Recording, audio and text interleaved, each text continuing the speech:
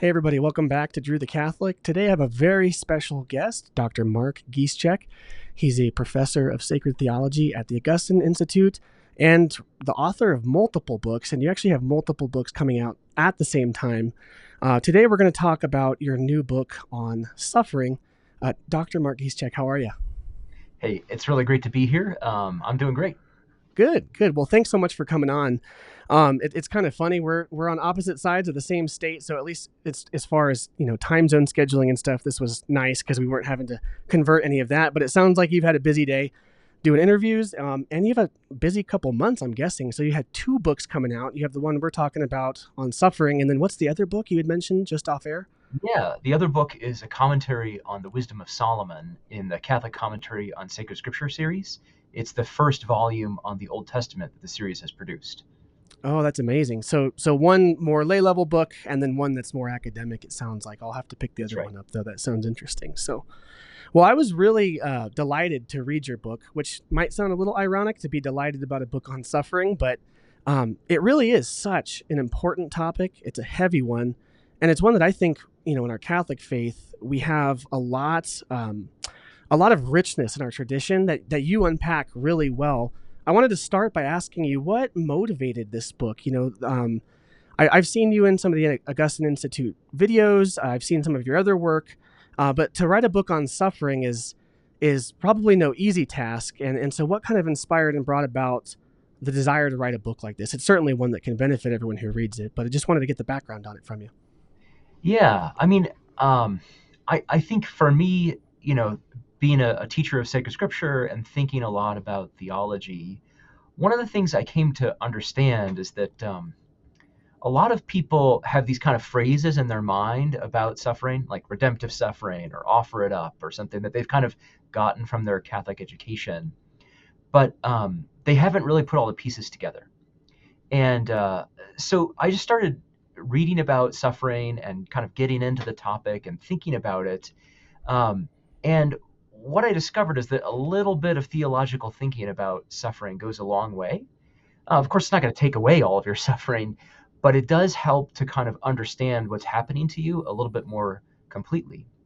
So a Hmm. couple years ago, I actually taught an intensive course here at the Augustine Institute on the topic of suffering, and we hit it from a whole bunch of different angles. We're reading the book of Job, we're reading stories from the lives of the saints, reading different theological insights into the topic, and that kind of snowballed into this book. Yeah, and it's timely too. One of the things that you mentioned in the book is that in our culture, we don't really have, outside of the church, we don't have a great way to deal with suffering. There seems to be this avoidance mentality, right? All of our commercialization and productization of everything is about making your life as comfortable as possible, and that almost seems to be, the goal of the epoch we're in is to eliminate suffering, which isn't quite possible. And there's a lot of people talking about this. Like, I think of the work of Dr. Jordan Peterson. That's one of the things he brings up often is that, in life, suffering seems to be inevitable and everything else is maybe not as inevitable or not as much as a given. So we have to learn to deal with it, which is, exactly what the book sets out to do. I really liked what you said at the beginning too. There's a lot of platitudes we have, offer it up. Everything has a reason behind it and all of that sort of surface level things that might have a deeper meaning and might have some depth to them, but until you explore it, it really doesn't. So what would you say is the way that your average Catholic can start to delve into that? What's the first I guess gateway into understanding the Catholic view of suffering? Yeah. I think it might begin in a kind of emotional crisis, right? Where something bad happens to us. We lose a loved one, we get a serious diagnosis, we lose a job, all kinds of negative things happen in our lives. And and I think a lot of times we find ourselves kind of like shaking our fist at the heavens, like, why God, why would you let this happen? Mm-hmm. But then there's like a second phase in there where we're really actually kind of confused, right? Where we sort of expected things to turn out well, and then they didn't turn out well, and we don't understand why, or like why God would allow that to happen, and we become, like I say in the book, unwilling philosophers. Hmm. And it's like most of us aren't going to go, to the bookstore and buy a book of philosophy, or, spend our evenings reading Plato or Aristotle. I mean, I know a handful of people that do that, but most of us are not going to do that, right? But when we confront serious evil in our lives, when we confront serious suffering, we do have to start asking some of those existential questions. And I think that the culture would want to kind of peel us away from those questions Hmm. and be like, you don't want to go there. You don't want to think about those things. Here, have a beer or whatever it might be, Right. like have a painkiller, like go to therapy, but don't Hmm. don't delve into those like philosophical and theological things. That's just going to make you confused. And Hmm. it's a kind of like, I don't know, latent anti-intellectualism or something in our culture. But I think what I would encourage people to do is when they get to that point where they're asking those difficult questions, is to really dig in, right? To Hmm. to those questions, and to really kind of double down and be like, I'm going to sit here until I get some semblance of an answer to these questions. And I mean, I really feel like in the Bible you get a great example of that in the book of Hmm. Job, where Job experiences massive suffering, his children die, his wealth is taken away, his health is taken away, and he doesn't kind of give up. He doesn't Hmm. despair. He doesn't follow the advice of his wife to curse God and die, right? Instead, he enters into this lengthy dialogue trying to understand his experience. And it's really through that that he reaches some kind of resolution. Hmm.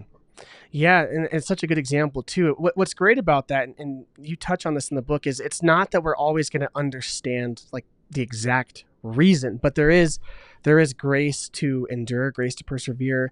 And one of the things you mention in the book is that in a weird, almost paradoxical way, it's even through our sufferings that we can actually be formed and molded. That becomes a part of our story, and that becomes an integral part of our Christian life and our human experience in making us who we are and in who God wants us to be. Which it's paradoxical, right? Like we have this intuition to avoid suffering, but it might actually be the very thing that we need to become virtuous, which seems counterintuitive in some ways. That's exactly how the gospel is.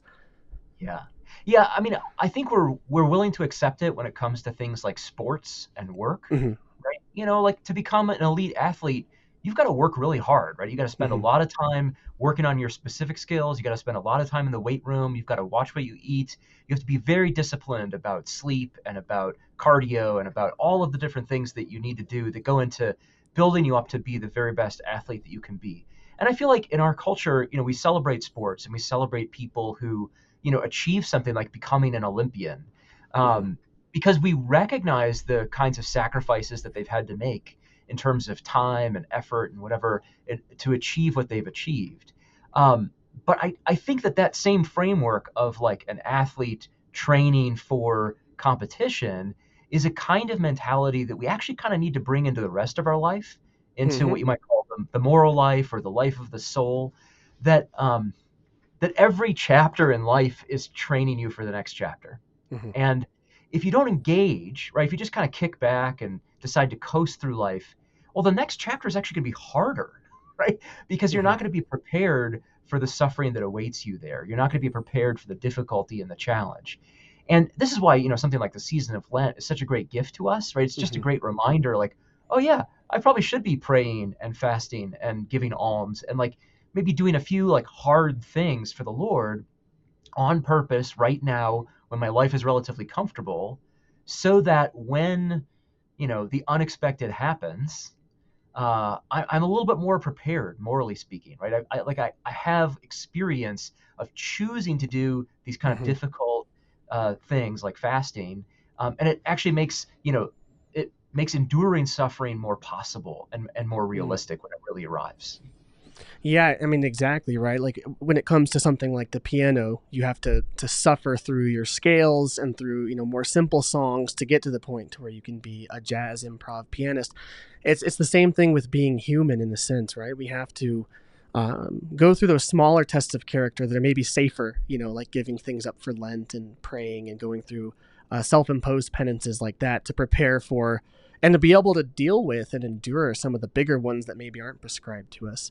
One of the other things I really liked is that in your book you discuss how when suffering hits, it's sort of narrative breaking for us, and it breaks the narrative of my life could have been perfect. It could have been, nobody got sick, nobody died tragically, nobody lost their job. But then when you have a tragedy hit, whether it's personal or bigger than that, whether it's physical or spiritual or emotional, it sort of is where the rubber hits the road with your story. And it's like, well, that story isn't one I can live anymore. And I really liked that paradigm, because I think so often, this is one of the other hallmarks of the world we live in, is people feel like they're limitless in a way. And technology doesn't really help us with this. We feel like we can transcend the ordinary boundaries of being human in so many ways. But, in some ways, it seems like this whole discussion of suffering, this is our limitedness. This is our finiteness, right? And that's one of the things that I think is there to keep us humble and keep us grounded. But it's sort of antithetical to our current cultural moment. I'd be curious to hear your thoughts on that.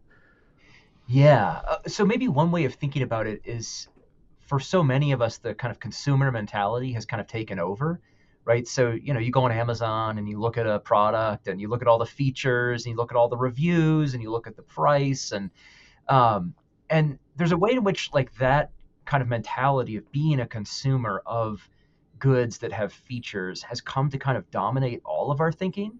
Mm-hmm. So where do we see this really clearly? I think in something like online dating, right? Where it's like, I'm Yeah. going to fill out my profile, I'm going to work with the algorithm, I'm going to find my perfect match, I'm going to look for the features that I'm looking for in another person. That's like totally different than a story of romance, Mm-hmm. right? Mm-hmm. Where you meet someone and get caught up in something that's bigger than yourself, and you're not even thinking about features or Mm-hmm. price or the kind of consumer ideas. And I think that the consumer mentality is really good at helping us find products that are useful to us, but it's really bad at helping us understand our own lives. Mm-hmm. um, because there might be a billion products on Amazon, but I only get to live one story, right? I don't have the privilege of living two stories or 10 stories or 20 stories. I just get one. Mm-hmm. And it's the way that I write that story that matters. And a lot of that narrative I can control, right, through things like prayer and fasting and almsgiving, through my own effort and so forth. But a lot of that narrative is out of my control, right? There will be things that happen to me that I don't want to have happen. There will be people who interfere in my story, who appear as characters, maybe as heroes or villains in my story. And that part of what we need to do as human beings is kind of like lean in to that personal narrative. Mm-hmm. And I think as Christians, it's so um, it's such a part of our identity, right, to have like an individual testimony, right, where we can share with someone else about our faith journey toward the Lord, how we had maybe a conversion experience or how our life changed. This is a really important part of preaching the gospel and of sharing Mm-hmm. the good news. But I think we need to kind of generalize that even more into thinking about, right, the shape of my spiritual life, from cradle to grave, right, thinking about the shape of my family life, Mm-hmm. not just thinking in terms of career and making money and gaining wealth, but in terms of like, what story am I writing? And I think if we're conscious of the fact that we're kind of living out a story, and that we are the protagonist of our own story, that actually helps us to incorporate, if you will, negative information, right, or negative events. Mm-hmm. Where, wow, this something bad did happen to me, but I have a way of maybe making sense of it or understanding it or of domesticating it, if you will, by Right. bringing it into and kind of weaving it into the other threads in my story. Yeah, no, I think that's really important. And you know what? It highlights one of the things about this whole discussion is that oftentimes, when we encounter someone who's suffering, or if it's our own suffering, on the surface, we might be thinking we want answers, or we might be thinking we want to just return to comfort, right? Go back to the Shire as if we never had to go to Mordor. But at the same time, what we're really looking for is meaning, and I think that's one of the key things. I think about Viktor Frankl's book, Man's Search for Meaning. That if we have purpose behind the things that we endure, the sufferings that we endure, we can endure a lot more of them than we think we're capable of, right? Which says something about our humanity, but it also, I mean, it for me, this is where the gospel is so psychologically relevant, right? Like Christ is the ultimate source of meaning. He's the Logos, and then endures the ultimate suffering. And so that kind of makes those things tied in a way that just from a psychological lens, is really relevant to our human experience. And I really like how you navigate all of that theology and practical discussion in the book. There's actually a whole section that is, I converted from Protestantism to Catholicism. There's a whole section where you talk about, the theology of God and the theology of the atonement as it relates to this. I'd be curious to kind of get some of your amended or shorter thoughts on that for this podcast. I think a lot of people, you bring up Rudolf Bultmann, for instance, who was a German theologian, and a lot of people today are kind of falling in that camp of thinking that God properly can suffer in the same way that we do, and it would be easy to go into that line of thinking if we're discussing suffering so that we can feel close to God, but there's a lot of important reasons that's not properly true of God's character, that he can suffer, that he's passable in that sense. So just for the viewers who maybe aren't aware of that discussion, can you kind of discuss why that's important as we're discussing, Christ's suffering? What's the distinction between the way in which Jesus can suffer, but we can't speak of God as suffering in the same way, right?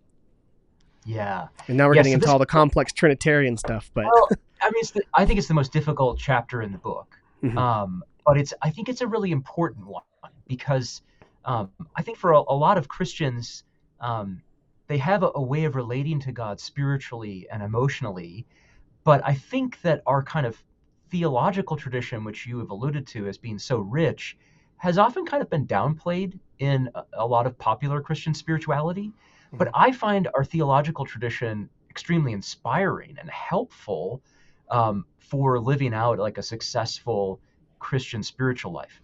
Mhm. And so the point here is that when people witness the crucifixion, right, they experience Good Friday, they watch the Passion of the Christ, they hear Jesus cry out from the cross, my God, why have you forsaken me?" Right? And then they think about all of the horrors in the world, right? The Holocaust and the genocide of the unborn, and I mean so many terrible tragedies that we can recall, Mhm. where there's been so much human suffering that there's a temptation to think, wow, there must be some sort of division between the Mhm. Father and the Son, right? At that moment, at the Mhm. moment of the crucifixion, um, and that the drama of salvation isn't just about the God man dying as a man on the cross, but it somehow must go deeper into the Mhm. Godhood. So there are a lot of kind of like theories that attend to this. The one that I highlight in the book is from Jürgen Moltmann, who was a German Lutheran theologian who had experienced, really terrible things during World War II and had kind of a survivor's guilt mentality. Mhm. But it's not just him. There are a lot of other theologians who've adopted this view of somehow suffering is like part of God, or God must suffer in order to be able to love us or sympathize with us, Mhm. um, or in the most dramatic form, like Jesus didn't just die on the cross, but he actually went to hell and suffered in hell, right? Being sort of like cut off from the Father. Mhm. Well, a lot of these ideas are very much kind of 20th century trends. They're Mhm. not deeply rooted in the theological tradition of the church, Mhm. which goes all the way back, not just to the early church fathers, but really to the ancient Greek philosophers. And that the Christian concept of God owes a lot to Greek philosophy. Mhm. And one of the principles of Greek philosophy about what God is or who God is that he is apatheia, right? That he is, um, as we say in English, impassible, meaning Mhm. incapable of undergoing suffering. And again, from like a kind of a motive vantage point, it's like, well, what does that do for me? Right? That doesn't sound very personal or loving, or I want a God who can be like me. And it's like, okay, well, yes, that's right. And in fact, God doesn't sit up in heaven and answer our prayers by like taking all of our sufferings away. Mhm. Instead, he actually comes down here, becomes one of us, and dies on a cross. But we Mhm. have to be really careful about what exactly happened, right? In the hypostatic union, so that's Jesus's divine nature, Jesus's human nature together in one person, right? Um, we see his humanity and his divinity together, and he does suffer in his humanity. Mhm. But in his divinity, he's untouchable, right? He's impassible. And it's kind of a paradox. It's kind of weird to think about it that way, but it's totally necessary, right? Because if we Mhm. want a God who can save us from our sins, who can save us from hell, who can save us from suffering, then Mhm. that God has to be more powerful than suffering itself. And that's the God that we Right. have. We have a God who Right. is impassible, and thank goodness that we do. Yeah, no, I completely agree. I think a lot of times when discussing the nature of God and discussing impassibility, he can start to feel cold, but like you said, that's not true. It's not true that that makes him distant or that makes him cold, but it actually means that this is the unmoved mover we're talking about. This is the one whose essence is existence, and so everything else um, is below God, and in an analogical sense, right? Like God is not a great being among many like competitive beings. Everything else finds its existence in him, and so that sets the category properly, right? Because otherwise, you almost end up with a form of paganism in a sense, where like if God is malleable and can change and can suffer. I mean, that's what the pagan myths are like. Their gods do suffer and they do change and they are very impassioned, and they end up looking a lot more like us than we want them to. And that Yeah. and that's kind of like the drama of like the pagan mythology, is that the gods are in our image, not the other way around, right? Um, so I think that's really important, and it brings up something about the atonement that you mentioned too, because then if you have a passable God, or if in some sense, if it's not an entirely voluntary component of Jesus, who's just voluntarily given himself in the cross, but it's something demanded, by suffering or even by God's wrath or whatever, you start to get this twisted view of God in that sense too, right? So like a really extreme view of penal substitutionary atonement. I really appreciate that you touched on this, because this is it's really important, right? It poses a lot of Trinitarian issues and a lot of theological issues, but it also has some psychological issues for how we personally connect with God. Um, so I really think that was, for me at least, one of my favorite chapters. It was really well done and really concise, and I like that it's approachable. So like a layperson who's maybe not versed in patristic theology and doesn't understand all of that can still probably approach that and get something from it and realize why these things are important, right? Like that's one of the hard parts about high level theology, is for a layperson who's not initiated and doesn't have a degree in it, they might be tempted to go, well, why is it important to me that God is impassible or that God is Trinity? But all of these have pretty profound connections to us, which is one of the things you highlight. Um, with that, I think from here a lot of people might be curious about where it gets practical, right? So maybe, and you do this in the book. I'm trying not to reveal the whole book, but I just read it, so it's really fresh in my mind. What are some of the practical tips that you would put forward for someone who is maybe really going through the ringer right now? How can they approach suffering not just as some sort of chemical problem to fix, or some sort of um, circumstantial issue to fix, but really as a spiritual issue? Yeah. Yeah. I mean, one framework that I lay out in the book that I think is helpful for thinking about this is this kind of fork in the road, right? That suffering tests us, right? It tests our soul. It kind of puts our soul on trial. And as we're walking down that road of life, we hit this fork in the road Mm-hmm. when we encounter suffering. And we basically have a choice to make at that point, between what I refer to as the false road of comfort seeking Mm-hmm. and the true road of acceptance. Now, I mean, it's a little bit of a false dichotomy, but just bear with me for a second, right? That when we suffer, we do need to do things like seek out appropriate medical care and maybe Mm-hmm. psychological therapy. And, we need to do things that are very practical that will kind of restore us to a state of health or well being. Mm-hmm.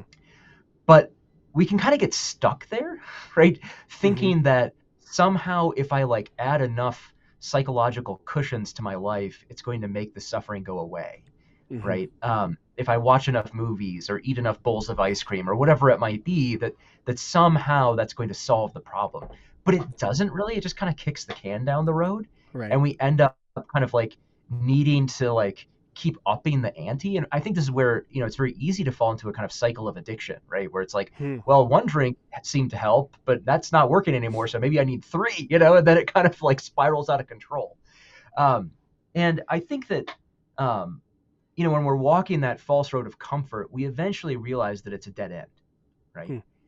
And we have a choice, right? We can kind of like keep going down that path to these really destructive kinds of behaviors, or we can go back to the where the ways parted and choose the path of acceptance.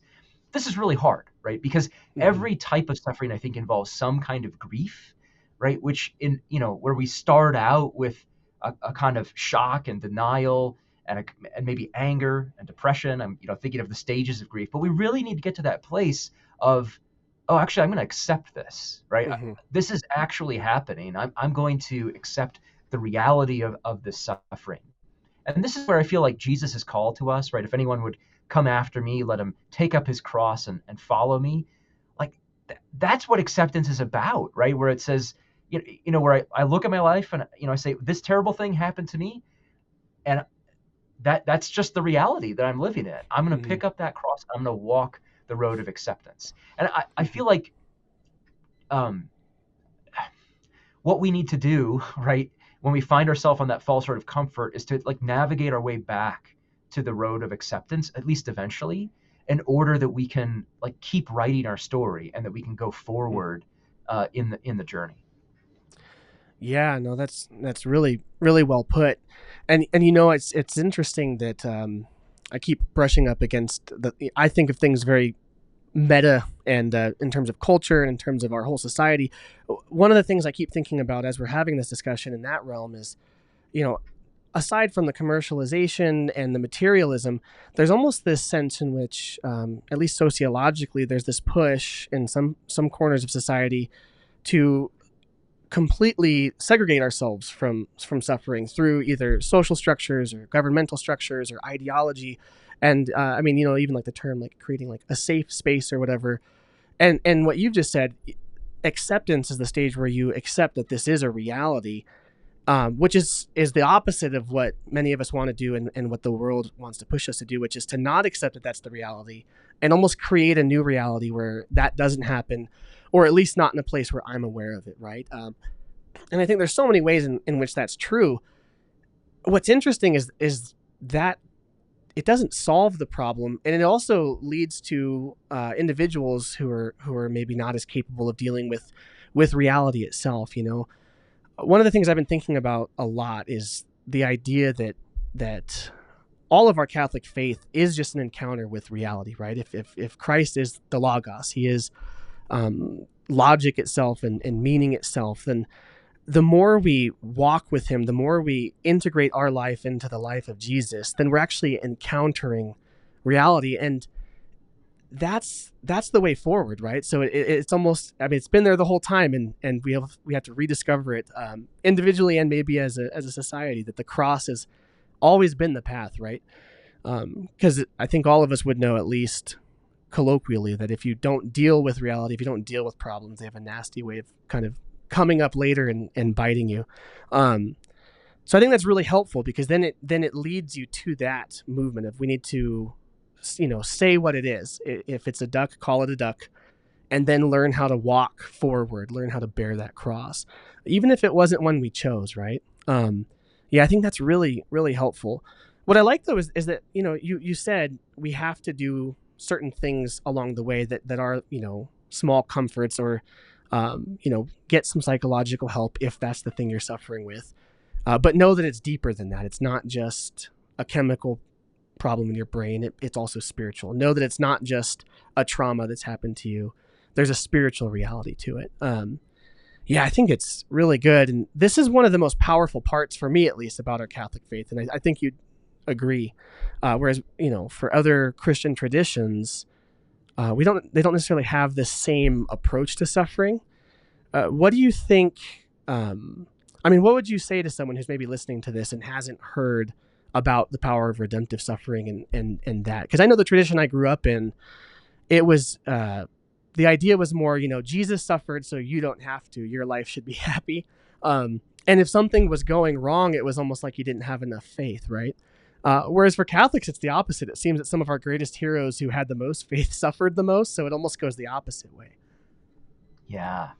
Yeah, no, it is a kind of shift in thinking to kind of go from a mentality where God's going to take away all of my problems to this alternative mentality that acknowledges how difficult human life can be, Mm. and yet believes that God's grace is is present even in the midst of the difficulties and sufferings of in life. I mean, maybe one way to think about it, I'm thinking of that passage in the letter to the Hebrews where it talks about how for the joy that was set before him, he endured the cross. Hmm. And I think, like you keep mentioning in our culture, there's a real tendency to try to run from suffering or try to kind of use as many techniques as we can to get it to go away. And yet, at the end of the day, it doesn't really, right? Right. Right? We It's still still there. experience it, right? It's still there. Yep. We didn't actually eliminate it, Hmm. um, and uh, and that's okay, right? Hmm. That human life actually is a kind of hodgepodge. It's a mixture of joy and suffering. And I know not everybody likes dark chocolate. I happen to like dark chocolate, but dark chocolate is bittersweet, Hmm. right? There's something about it that's very beautiful, where it's combining two flavors that we often think of as being at opposite ends of the spectrum. Hmm. And this is what Christian life is, right? Christian life is bittersweet, right? There are hard things that happen to us, but that doesn't mean that our joy needs to disappear, right? Just because we're Hmm. experiencing hard things or suffering. And that's where, you know, I, I think a kind of non-Catholic or not deeply considered approach to the problem of suffering kind of leaves you wanting. Like there's Hmm. more that you need as a human, right, in order to understand your own life experience. And it's like, how can these two things be happening at the same time? Hmm. And uh, um, so to just think about that for a second, right? In a mentality where it's like, I'm going to pray and God's going to take away my problems. Well, okay, so what if he takes away 90% of your problems, but 10% of your problems are still there? Are you going to lose your faith because he Hmm. didn't take away 100% of your problems? And I think that a reasonable Protestant vantage point would say, no, I'm not going to lose my faith. I'm Hmm. still going to trust in the Lord in the midst of difficulty. I'm going to give thanks in all circumstances. But I think where the Catholic perspective kind of adds a layer that maybe isn't fully present in a lot of Protestant thinking is this idea of participation, right? Hmm. When St. Paul says, I'm making up what is lacking in Christ's afflictions, a lot of the Protestant interpretations of that passage, Colossians 1:24, kind of leave you unsatisfied, right? They Hmm. don't really explain what Paul's talking about. But the Catholic approach, I mean, it's not that complicated, but I do think it's profound, right? That Hmm. that when Jesus suffers for the sake of the redemption of the whole world, he doesn't like close the door on that project, but he actually leaves it open, right? He leaves it Hmm. open for all of us to participate. You know, where when we participate in his mission, it's not just by literally proclaiming the gospel or by literally serving a meal at a soup kitchen. We also participate in his mission through our very own acts of suffering. Hmm. Um, it doesn't mean that we're earning our salvation. He's the Savior, we're not, but we get to participate in his mission of redeeming the whole world. And all of our sufferings can now be kind of like spiritually united with his Hmm. suffering. And Hmm. and we have the joy of finding our sufferings no longer meaningless, but deeply meaningful in Christ. Yeah, no, beautifully put. I mean, this is just like the God we see in the Old Testament, who, in creating us, wants us to participate with Him in bringing the goodness of the garden everywhere. So it's not surprising that when when God becomes man and sets the whole project back on track, that He also wants us to be, participating in the ministry of reconciliation, as Saint Paul says. I mean, that's the whole model of being, adopted into the family of God and being a part of this covenant, right? Is that we get to be like him, not just that, we say what Jesus would have said, but that we actually participate in his life and, live as though he were us in our situation, including our sufferings. And I remember when I started reading the early church fathers, that was the profound difference that I saw. Is instead of running from suffering and praying that it didn't happen, they almost ran towards it, with sort of a fervor of like, you mean I get to be martyred and be just like Jesus? That's awesome. Which is exactly what you see, even with St. Paul in the book of Acts. He rejoices, and in his letters, he rejoices in his sufferings, not because they're sadistic or have, a twisted view of it, but because they get to be like Jesus and they know it's redemptive. Um, which is, I mean, is the best way to endure. I can just think about my own life, and I'm sure everyone can. When you know there's meaning behind something, it makes it so much easier to bear with it. But if it's meaningless, it's almost like we should just drop this, if it's a Yeah, but meaningless suffering. okay, so this is a really important point, right? And it goes back to Viktor Frankl, Jordan Peterson, all of Hmm. these other people who thought about these questions, right? That what are we really after in life? And I Hmm. think we oftentimes think happiness.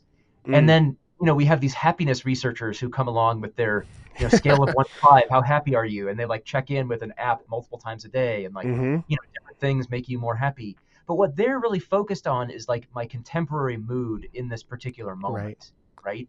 And I think that the deeper layers of happiness that people like Jordan Peterson and these others are tapping into are more narrative in scope, right? It's Mm. about meaning, not Hmm. about mood, right? It's about, is my story going somewhere? Does it have an ultimate meaning? Does it have a telos? Does it have a purpose?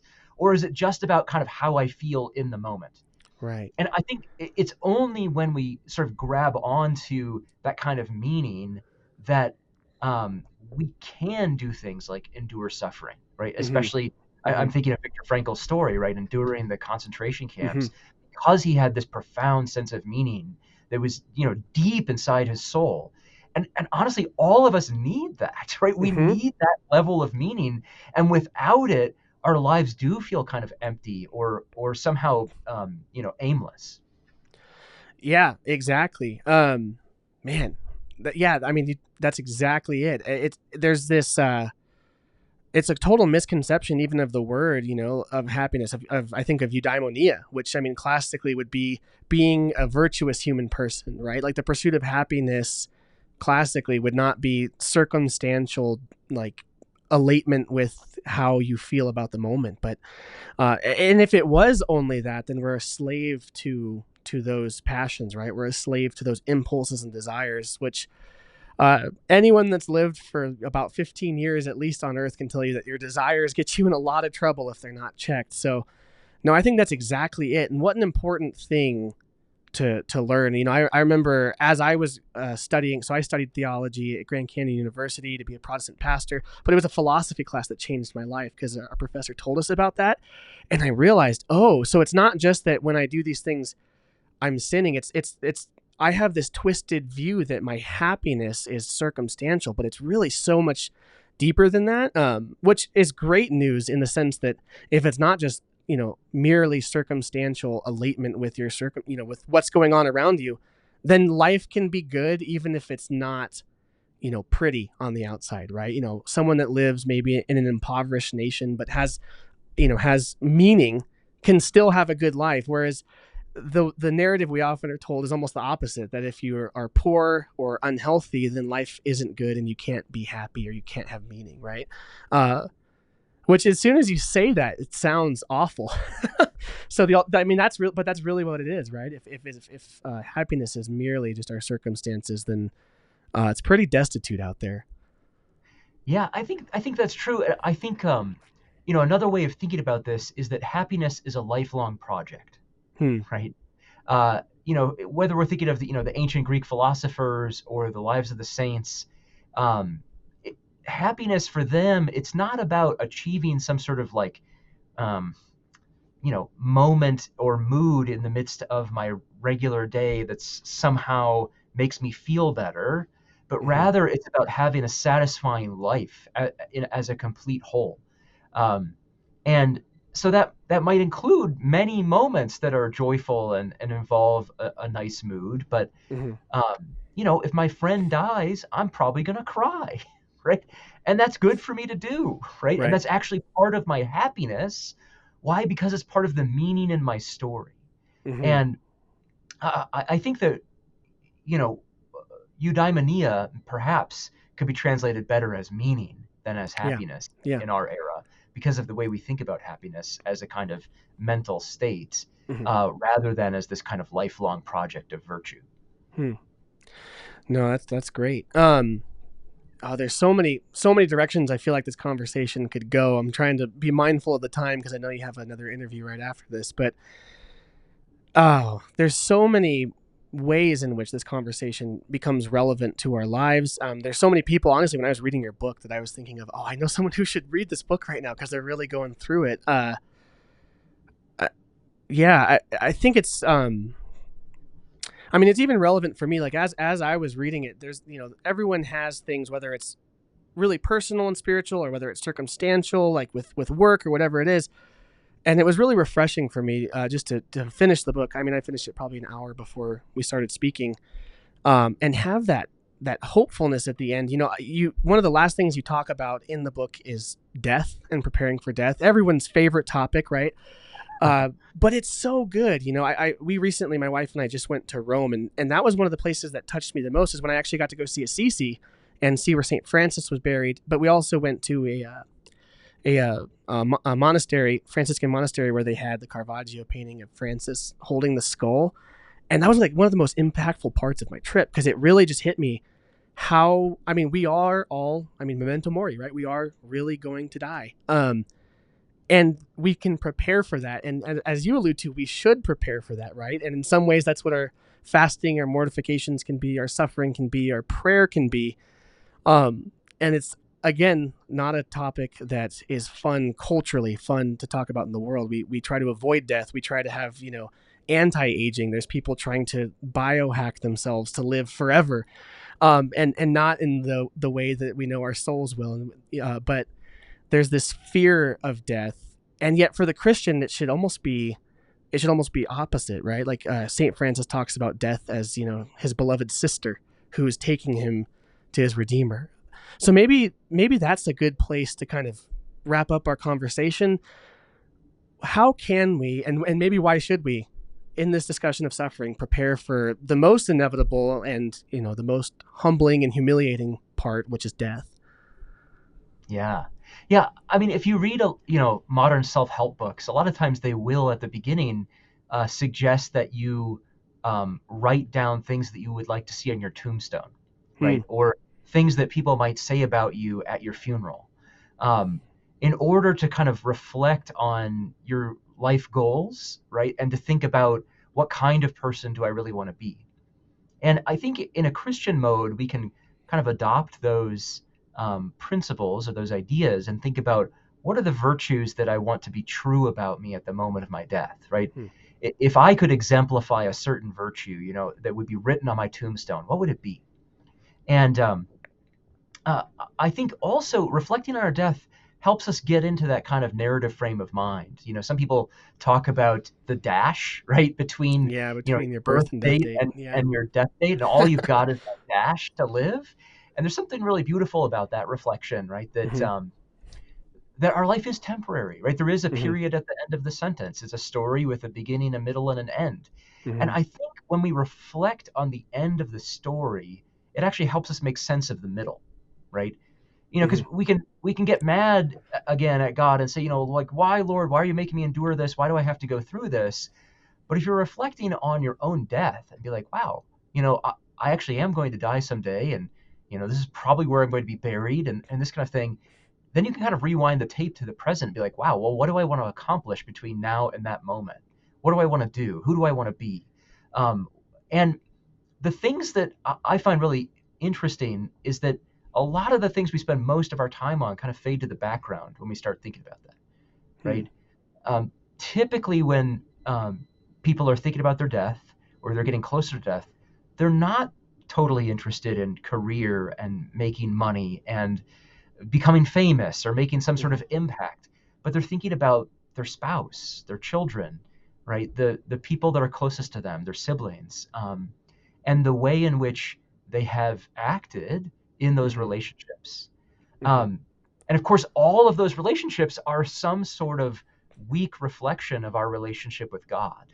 Hmm. So um, I think the more we meditate on our death, the more we'll use the hours and days that we have left on this earth in a wiser way. Hmm. And that we'll invest them in the things that matter most, right? In these relationships and the people that we're called to serve, the people that we're closest to, and that we're actually going to find the most meaning in those things, Hmm. rather than in pursuing wealth and fame and honor in some sort of worldly acclaim or some sort of ephemeral manner. It's Hmm. those deeper themes in our relationships are going to provide the most satisfaction. Yeah, very well said. And that kind of highlights it's aligned with something else you said in the book that I'm remembering as you're talking, that in many ways those reflections are inverting the order of what we find what we would think is important, right? And in your book you talk about how the cross actually does this really well, how in Roman culture there was this sense in which everything you do either increased your honor and your status or decreased it. And what we see with Christ and what we see with the apostles is the inversion of that. That you die on a cross, which is in that culture the most shameful way to die, and it's humiliating and it's painful and it's torturous, and yet that's the very thing that gives us the most meaning, that brings about our redemption and our salvation and our connection with God. And so in the same way, I mean, isn't that interesting, just narratively speaking, that just reflecting on our own finiteness, our own death, seems to do that as well. It seems to make us think of what's really important in the long scheme of things, in the eternal scheme, and when it comes to the deepest parts of our humanity. But it inverts what's important to the world to not be important at all. Like you said, how big your 401k was, how many Facebook followers you had, all those sorts of things, because you can't take any of that with you. But there's all the other things you can. Those, that's the stuff that lasts through the fire, right? So I just, that was just really interesting. As you were saying that, I was kind of seeing that parallel. Um, yeah, what a wonderful thing to think about. Not the most comfortable for many of us. I mean, that's something I can even think of personally. I've gone through a lot of reflection on death, and at first it's tough and it feels taboo and it feels weird and it feels sort of macabre, but it really is natural and spiritually important, right? Yeah. So I mean, that's interesting. I'd be curious to hear some of your thoughts on that. Yeah, yeah. So I like the connection that you made to the Lord and how he reverses that Roman system of honor, the cursus Hmm. honorum, right, which was all about achievement, right, about achieving status and Sounds success, familiar. Yeah. yeah, climbing the corporate ladder of ancient Rome, and he basically turns it on its head. He turns it upside down, and Hmm. um, he is the one who has divine power and privilege and forsakes that to become one of us, Mm. right? And to die on a cross, which is this place of least honor in the eyes of the world. And he invites us to come with him on that journey, right? To take up our own cross Hmm. and join him in that place of least honor. But it's from that place that he is exalted, right? And glorified. Here we're thinking of Philippians, right? Hmm. Jesus is glorified because he was willing to take on the cross.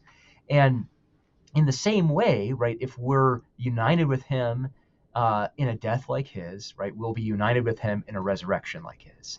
That we will not only share in the suffering, but also in the glory, right? Not only the pain, but also the joy. And that's what I mean. That's where we need to look beyond death, right? Yes, we need to remember our death and allow Hmm. that to kind of sober us up and get our priorities straight. But ultimately, we need to look beyond the horizon of death and remember that it's after death that we're going to experience that glorification with Christ, Hmm. that the Father will raise us up again and make us like Him. Hmm. And it's the hope, right, in that transformation that I think can keep us going in our darkest moments, right? That can help us carry the cross to endure suffering, because we know if we endure it with Christ, we're going to share not only in the pain but also in the glory. Absolutely. Well said. I mean, what a perfect place to end too. I mean, that is the end goal for all of us, right? Is to be united with the Lord and the beatific vision, and experience all of that awaits. And wow, it's almost just this whole book. It's been really. I mean, I really truly enjoyed it. It's not. I'm not just saying that because we're interviewing each other, and that's the nice thing to say. It's really made me reflect in a lot of ways, and as you can probably tell in this conversation, it's still sort of stewing, which is wonderful.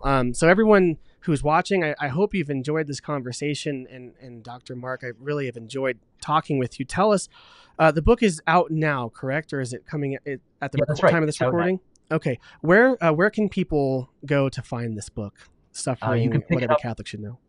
Yeah, you can buy it at Catholic Market, which is the Augustine Institute's store, or you can find it at Amazon, and you can get a Kindle version there if you prefer. Perfect. Well, I have an image of it up, and he just held it up. I'll actually put the link to it in the description. And everyone watching, I mean, seriously, this is a wonderful reflection on this topic of suffering, which is really important.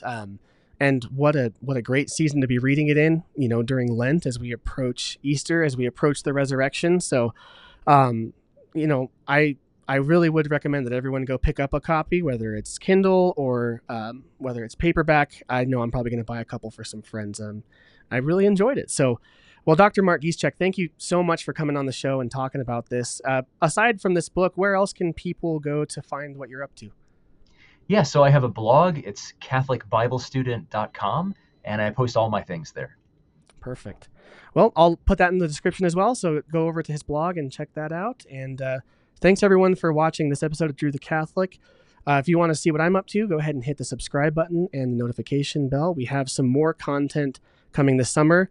I'll actually be going to the Eucharistic Congress this summer, so I'll be doing some more interviews there. So make sure you stay tuned for that.